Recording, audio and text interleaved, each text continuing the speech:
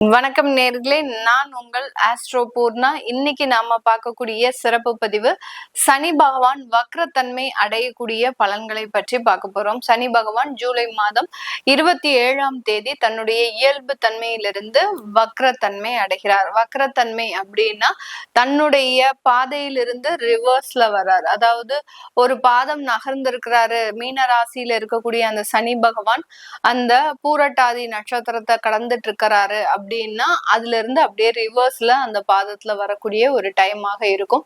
இந்த இடத்துல இந்த சனி பகவானினுடைய வக்ரத்தன்மை அப்படின்றது பாத்தீங்கன்னா ரொம்பவும் கவனிக்க வேண்டிய ஒரு விஷயம். ஏன்னா ரொம்ப சர்வசாதாரணமாக நம்ம எப்போதுமே பாத்தீங்கன்னா ஜென்ம சனி, ஏழரை சனி, கண்ட சனி, அஷ்டம சனி, இப்படி ஒவ்வொரு விதத்திலையும் சனி பகவான் சில பிரச்சனைகளை எல்லா ராசி என்பர்களுக்கும் கொடுப்பார். ஏன் பிரச்சனைகளை மட்டும் கொடுக்கிறார் சனி பகவான்?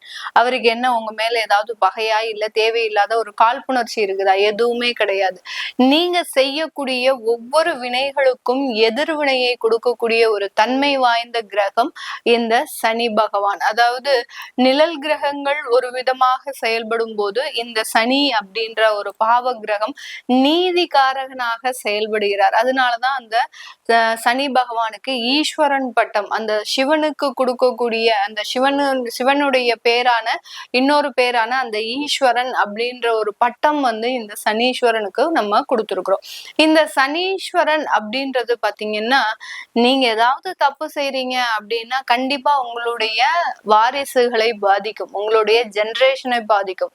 உங்களுக்கு இப்ப எதுவுமே கிடையாது, நீங்க இப்ப ஏதாவது பிரச்சனைகளை அனுபவிச்சுட்டு இருக்கிறீங்க அப்படின்னா இது உங்க முன்னோர்கள் செய்த பாவம். இப்படிதான் அந்த சனி பகவான், ஏன்னா அவர் ரொம்ப குளிர்ச்சியான கிரகம், மெதுவாக நகர்ந்து செல்லக்கூடிய ஒரு கிரகம். ஒவ்வொரு இடத்துலயும் பாத்தீங்கன்னா பழத்துல ஊசியை குத்தும் போது வழியே தெரியாது, ஆனா அந்த பழம் பாதிக்கப்படக்கூடிய ஒரு அமைப்பு அப்படின்றது எதிர்காலத்துலதான் தெரியும். அந்த மாதிரியாக நம்மளுடைய வாழ்க்கையில நடக்கக்கூடிய ஒவ்வொரு வேதனைகளும் மெதுவாக நம்மளுக்கு ஒரு ஸ்லோ பாய்ஸ்னா தான் இந்த சனி பகவான் கொடுப்பார். அதனாலதான் பாத்தீங்கன்னா சில இடத்துல எல்லாருமே எதனால பிரச்சனை வந்தது, அந்த பிரச்சனைகளை நம்ம எப்படி சமாளிக்கிறது அப்படின்னே தெரியாம இருந்துட்டு இருக்கிறாங்க. அதற்குதான் இந்த விழிப்புணர்வு பதிவு. இந்த பதிவுல நீங்க கடைசி வரைக்கும் ஸ்கிப் பண்ணாம பாருங்க. ஏன்னா ஒவ்வொரு இடத்துலயும் நம்ம ஒவ்வொரு ராசி என்பர்களுக்கும் இந்த வக்ரத்தன்மை அடையும் போது நீங்க என்னென்ன ஒரு சின்ன ஒரு ரெமெடி பண்ணிக்கிட்டீங்க அப்படின்னா போறோம் அப்படின்ற மாதிரியான சில டிப்ஸை கொடுத்துருப்போம். அதை பார்த்துக்கிட்டு நீங்க இந்த ஒரு 4 மாதம், ஏன்னா ஜூலை மாதம் வக்ரத்தன்மை அடையக்கூடிய அந்த சனி பகவான் டிசம்பர் மாதம் வரைக்கும் இருக்கிறார். டிசம்பர் 11ஆம் தேதி வரைக்கும் இருக்கிறார். தமிழ் மாத கணக்குப்படி ஆடி மாதத்துல இருந்து கார்த்திகை மாதம் வரைக்கும் இருக்க போகுது. இந்த மாதத்துல நீங்க என்னென்ன மாதிரியாக ரொம்ப ஒரு முன்னெச்சரிக்கை நடவடிக்கைகள் எடுத்துக்கணும் அப்படின்றத நம்ம இந்த பதிவுல கடைசியில ஒரு டிப்ஸா சொல்லியிருப்போம். கடைசி வரைக்கும் ஸ்கிப் பண்ணாம பாருங்க. இந்த சேனல்ல முதன்முறையா பாக்குறீங்க அப்படின்னா சப்ஸ்கிரைப் பண்ணிக்கோங்க, பெல் பட்டன்ல ஆல் ஆப்ஷன் சூஸ் பண்ணிக்கோங்க.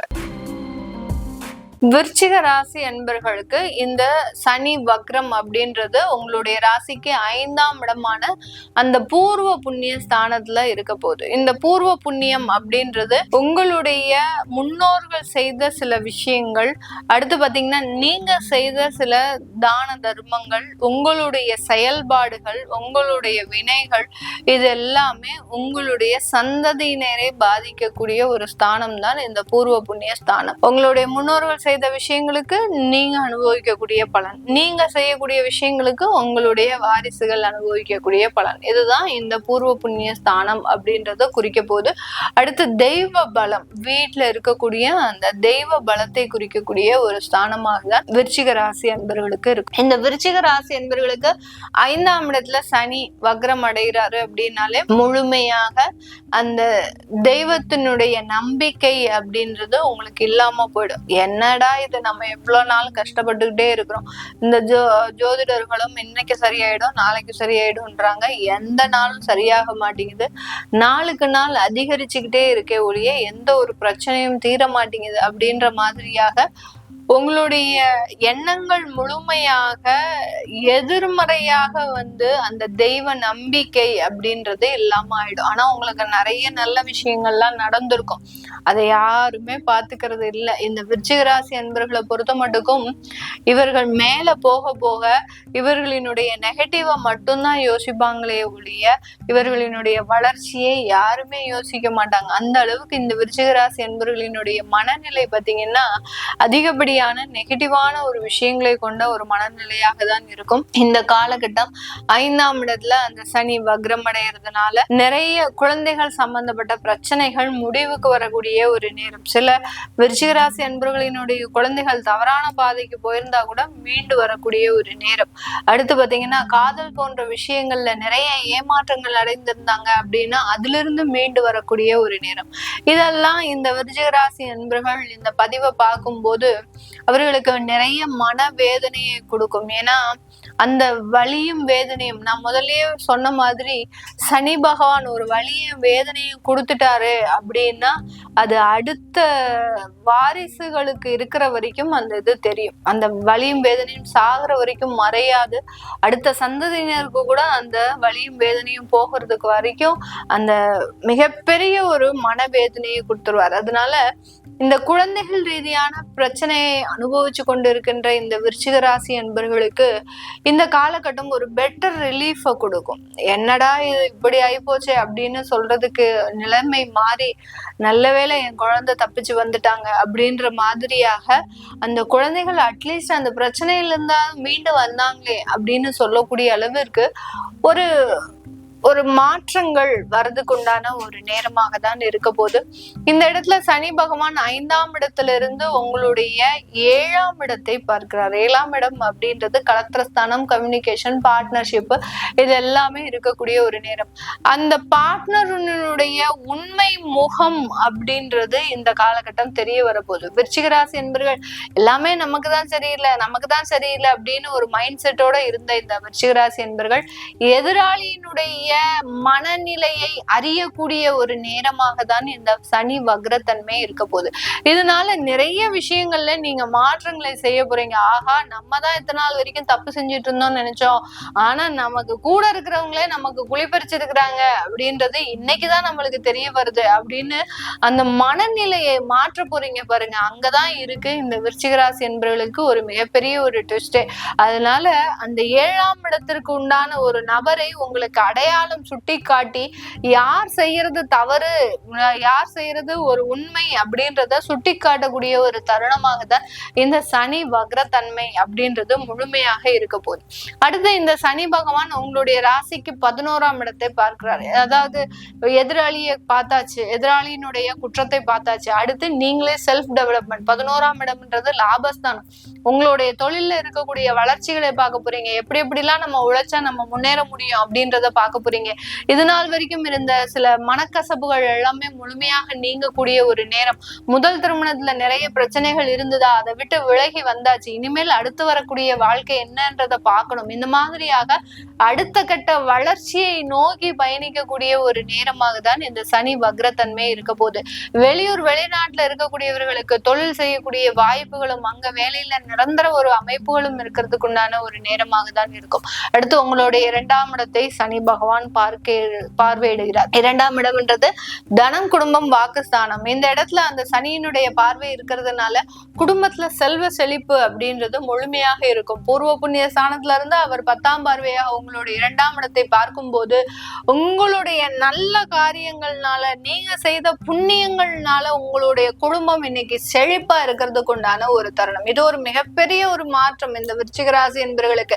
இதை நம்ம சொன்னாலும் நம்ப மாட்டாங்க இந்த விருச்சிக ராசி என்பவர்கள். ஏன்னா அவர்களினுடைய மனநிலை பாத்தீங்கன்னா, எனக்கு நெகட்டிவ் நடந்துருச்சு, என்னுடைய முதல் திருமணம் வீணா போயிடுச்சு அப்படின்ற மாதிரியே தான் இருப்பாங்களே ஒழிய 2வது ஒரு வாழ்க்கை நல்லா இருக்கு அப்படின்றத அவர்கள் நினைச்சே பார்க்க மாட்டாங்க.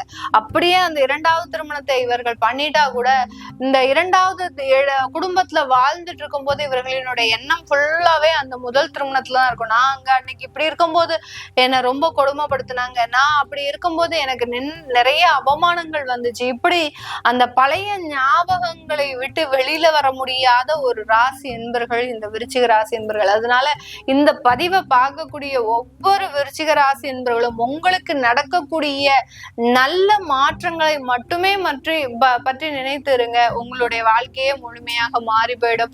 அதனால குடும்பத்துல இருந்து, உங்களுடைய தொழில இருந்து, உங்களுடைய எதிராளிகளை முதற்கொண்டு நீங்க நல்ல ஒரு மாற்றி அமைக்கக்கூடிய ஒரு நேரமாக தான் இந்த சனி வக்ரத்தன்மை இருக்க போது. இந்த காலகட்டத்துல நீங்க செய்ய வேண்டிய ஒரே ஒரு பிராயச்சித்தம், உங்களுடைய கடமைகளை தினமும் கண்டிப்பாக செய்யணும். ஏன்னா இந்த இடத்துல இந்த சனி பகவான் அப்படின்றத பூர்வ புண்ணிய ஸ்தானத்துல இருக்கிறதுனால யாரோ செஞ்ச தவறுக்காக நீங்க இன்னைக்கு அனுபவிச்சுட்டு இருக்கிறீங்க. அதனால நீங்க இன்னைக்கு ஒவ்வொரு இடத்துலயும் செய்யக்கூடிய சில விஷயங்கள் உங்களுடைய சந்ததியினருக்கு போகுது. அதனால கர்மாவை கரெக்டா செஞ்சிட்டீங்க அப்படின்னா கண்டிப்பாக நல்ல ஒரு நிவர்த்தி இருக்கும். நிறைய தெய்வ வழிபாடு வீட்டுல இந்த விருச்சிக ராசி என்பர்கள் இந்த சனி வக்ர காலகட்டத்துல பாத்தீங்கன்னா அணையா தீபம் ஏத்துங்க. இந்த அணையா தீபம் தான் உங்களுடைய வாழ்க்கையில வெளிச்சத்திற்கு கொண்டு வர போகுது. அந்த இடத்துல உங்களுக்கு ராசியில சந்திரன் நீச்சமா இருக்கிறதுனால அந்த மனநிலை சார்ந்த சில விஷயங்கள்ல ஒரு தோல்விகள் இருக்கும். அதை நீங்க நிவர்த்தி அடையிறதுக்கு அணையா தீபம் வீட்டுல ஏத்தி வைங்க. இது ஒரு பரிகாரம் போரும், ஒரு பிராயச்சித்த போதும். உங்களுக்கு எந்த விதமான ஒரு கோயில் தெய்வ வழிபாடு எதுவுமே தேவையில்லை. ஏன்னா தெய்வத்தினுடைய நம்பிக்கையவே நீங்க இழந்து இருப்பீங்க இந்த காலகட்டம். அதை நீங்க மாற்றி அமைக்கிறதுக்கு ஒரே ஒரு தீப வழிபாடு, அதுவும் அணையா தீபம் வீட்டுல ஏத்துங்க. அது உங்களை அடுத்த கட்ட ஒரு வளர்ச்சிக்கு கொண்டு போகக்கூடிய ஒரு நேரமாக தான் இருக்கும். உங்களுடைய ஜாதகத்தை நீங்க பார்க்கணும் விருப்பப்படுறவங்க கீழே இருக்கிற நம்பருக்கு வாட்ஸ்அப்ல அப்பாயின்மெண்ட் வாங்கிக்கிட்டு நீங்க கன்சல்ட் பண்ணிக்கலாம். உங்களிடமிருந்து விடைபெறுவது உங்கள் ஆஸ்ட்ரோ பூர்ணா. நன்றி, வணக்கம்.